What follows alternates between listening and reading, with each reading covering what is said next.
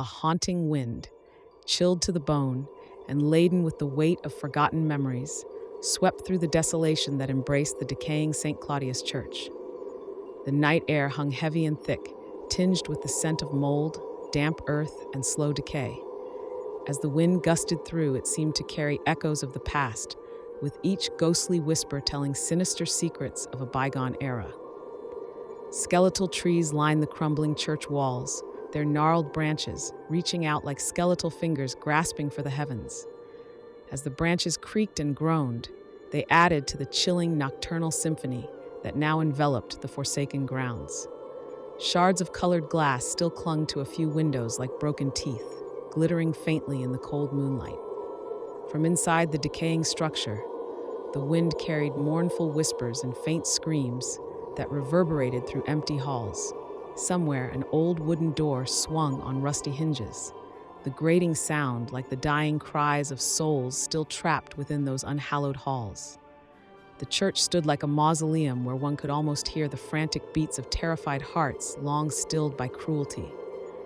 To be surrounded by such sorrow and malice imprinted on the very walls was enough to drain all traces of warmth from the blood. As the wind passed through crumbling stone and creeping ivy, it seemed one could almost glimpse moving shadows from the corner of an eye, shattered remnants of innocence wandering aimlessly, unable to find rest. Seated in the back seat, I, Carl Dolinsky, felt an icy chill crawl up my spine as the car rolled past the forsaken ruins of St. Claudius Church. I heard a gasp of shock from Paula in the driving seat as the haunted structure loomed suddenly before us in the moonlit night. A crumbling, skeletal silhouette rising from tangled weeds and neglected grounds. As we drew closer, the cold autumn wind whistled through breaks in the stained glass windows, sending an eerie, discordant melody into the night. The faint sound kindled half-forgotten memories in my mind. Distant screams and cries seemed to echo from another time. I shuddered, pulling my collar tighter while gazing up at those decaying walls that confined so many ghosts. Gusts of frigid air swirled through the cracked backseat windows, stinging my eyes and etching the church's grim visage into my mind. I blinked against the bitter cold, unable to tear my eyes away from the sight that stirred harrowing recollections I had desperately tried to bury with time. But now, in this place, the memories unfurled as though they had only been waiting, suppressed. As we slowed to a stop, my heart quickened, thrumming with trepidation of what lurked within those haunted grounds, hungry for tender souls. The crunch of gravel under the car's tires marked our ominous descent into the heart of this haunted ground that pulsed with eerie anticipation. Paula parked the car in front of the convent car beams, illuminating the facade in a spectral light. I steeled myself as the car door creaked open, beckoning me toward a past I could no longer outrun. As the engine cut, silence flooded in, deep and foreboding. The pale glow of the harvest moon streamed through tangled branches. Our shadows stretched long across neglected grounds now ruled by night. My heart pounded in my ears like the nails of the dead scratching inside their caskets, frantic to get out. I took in a deep gasp of cold of night air. A shiver made me wrap my coat around me as I took in the sight of the 2-story stone house entangled with creeping ivy. My hand gripped Paula's hand tightly. The once stately stone edifice now wore a mantle of decay, the walls patchworked with fibrosis.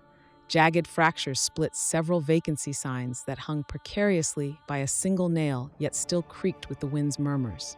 Diseased ivy ensnared entire sections in a choking hold, claiming more territory each passing year. As clouds swallowed the moon whole, darkness swelled, slowly blotting out all light until only our frail flashlights held it at bay. In the oppressive gloom, I swore I heard the snap of dead branches just out of sight. Whispers rode the wind, ghostly voices uttering warnings, or perhaps promises of what was to come. The hairs on my neck bristled as we 3 mortals drew closer to breaching this accursed place, sacred ground that we had no right to disturb. My throat went dry at the growing sense we trespassed where only the dead tread. And the dead do not suffer lightly those who encroach uninvited upon their damned dominion. Venturing into the heart of the abandoned convent, our 3 flashlights cut through the darkness like razors. becoming lone beacons slicing through veils of cobwebs and laid bare the decadent decay that clung to every corner. Our trespassing footsteps echoed down the dusty corridors, announcing our arrival to whatever haunted this forsaken place. The very air hung heavy and stale, tinged with the moribund scent of age and neglect. Peeling wallpaper, browned and brittle as dried leaves, curled away to expose the bones of the building.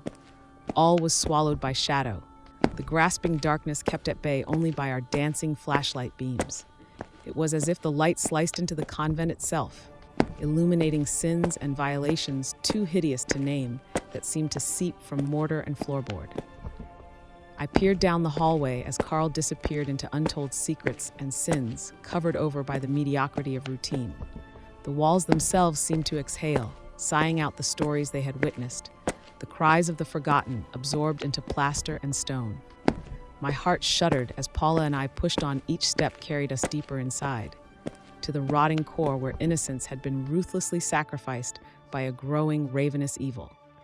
Each creaking door was a sentinel that could unleash new nightmares with what it may reveal. Still we trespassed deeper into the haunted abyss, called forward by horrors we could scarce imagine but which knew us all too well. In the dimly lit basement, the terrible truth unfolded like a macabre tapestry, woven from generations of anguish and malevolence into a fabric of horror and despair.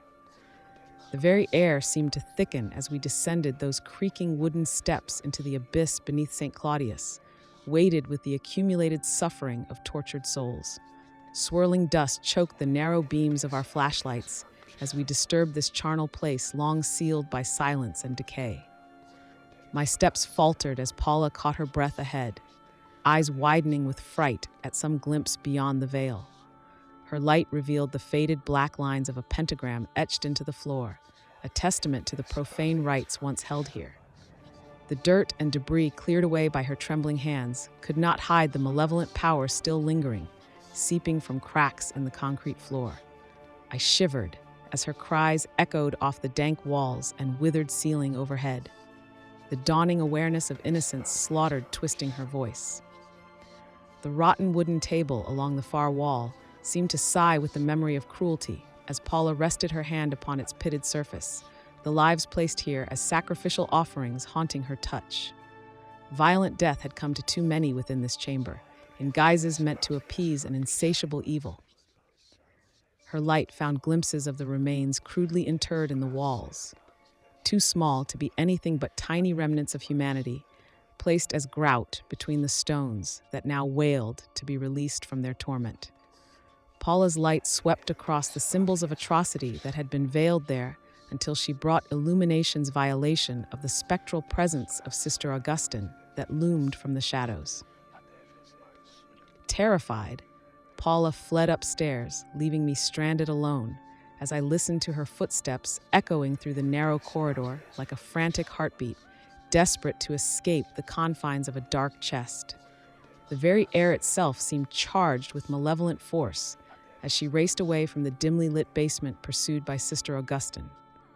I stood frozen in fear as the ghostly specter floated past me and the haunting tableau of ghoulish horrors laid bare below. Paula tore past doorways veiled in cobwebs that seemed to reach for her like ghostly fingers as she passed. Gasping, she raced onward, yet the spectral presence of Sister Augustine still loomed behind her, transcending boundaries of time and place. The malevolent ghost glided in pursuit, the substanceless feet neither touching the steps nor making a sound, and yet the creeping chill of an open grave whispered down Paula's neck. At the end of the hallway, the swirling darkness coalesced, giving form to the lurking shadow that had hounded Paula since first stepping across the threshold of St. Claudius. The sight of the black silhouette, undeniably the shape of a nun's habit, drove spikes of ice into Paula's heart. A rasping voice, at once everywhere and nowhere, uttered her name with wretched intimacy. All strength fled Paula's body as Sister Augustine fully materialized before her, the ghostly lips of the spectral nun curving into a grin that held only madness, cruelty, and vengeance not sated by death itself. Dark eyes that were no longer eyes, only merciless pits growing larger, their demand clear as Paula's knees buckled. With the last shreds of her courage, Paula turned the door handle and fell into the room beyond, praying the walls could keep the mist-veiled horror at bay, if only for a few moments more. In the dim glow of the harvest moon, the foyer became a stage for a gruesome performance. A morbid pas de deux danced between the living and the spectral. Paula's pleas for mercy were swallowed by an oppressive, funereal silence that smothered all sound, the cries resonating now only in the dust-cloaked recesses of the haunted halls. What was once a sanctuary now bore witness to tragedy unfolding in blood-limbed shadows. The forsaken St. Claudius, decayed and desecrated, watched impassively as Paula's life slowly drained onto the worn oak floorboards. Carl returned flushed as I reached the top of the stairs. His fate was sealed from the moment he trespassed this hallowed ground, as he raced towards Paul's screams, severed from the world of the living. The blade rose and fell, a cold metronome counting down the final moments. In the feeble ring of flashlight beams, the once pristine habits of the sisters were befouled, saintly white and innocent linen dissolved into sanguine shadows. The dancing light transformed Paula's delicate features into a chiaroscuro portrait, flickering between agony and ecstasy as she became an instrument of the evil inhabiting her. Her movements were imbued with preternatural grace, obeying an unseen hand that relentlessly guided the knife to grant Carl deliverance into death's cold embrace. His blood mingled with the dust and debris strewn across the floor until no surface was left unblessed by slaughter's tapered fingers. St. Claudius bore silent witness, holding court over this unhallowed ceremony, the twisted culmination of a story steeped in shadows, madness, and infernal pacts written in the ancient tongue of malice eternal. Tonight, the tale would finally be completed, signed in blood by hands that belonged to the damned. As the room began to pulse with an arcane, otherworldly energy, I found myself ensnared in the chilling gazes of the spectral duo. Behind those hollow, lightless eyes, I glimpsed swirling eddies of madness and cruelty from an abyss no prayers could ever reach. The very air vibrated with the echoes and screams of their twisted rituals, a sinister, cacophonous symphony resonating through the now desolate halls. Reality wavered as the veil was torn asunder, and I beheld the true face of darkness, wearing a wimple and cassock as their camouflage amongst humanity. They began to chant in unfathomable tongues, weaving threads of black sorcery and tenebrous pacts into every syllable. The covenant renewed, called forth by fresh blood, unfinished business, and the vulnerably ignorant now trapped fully in their profane web. In the suffocating silence that followed, the room seemed to pulsate with an unholy energy. The twisted semblance of Sister Augustine's gaze, now animated with an otherworldly malevolence, fixated on me. Her lips whispered ancient incantations, and yet the command of the void needed no uttered words. As the high priestess of the abyss, Sister Augustine wielded power beyond mortal comprehension. The very walls of the decaying convent responded to her summoning, warping and distending, as if struggling against the oppressive weight of eons. Sealed gates, long untouched by the light of day, quivered with anticipation, ready to burst open and unleash the unimaginable horrors that lurked beyond. The faded portrait, once a mere representation of a bygone nun, transformed into a grotesque masterpiece. Shades and hues bled together in a nightmarish palette, bruised flesh, congealed blood, and palpable darkness frothing from within. The air thickened with a putrid scent, and the room became a grotesque canvas for the forces of malevolence gathering in the shadows. Sister Augustine, surrounded by her blasphemous acolytes, beckoned me towards the fracturing veil. The promise of agony's unending echoed in the air, a macabre symphony that enticed and repelled. As I hesitated on the precipice, the infinite hunger of those who dwelled on the other side reached out, pulling me closer to the impending rupture.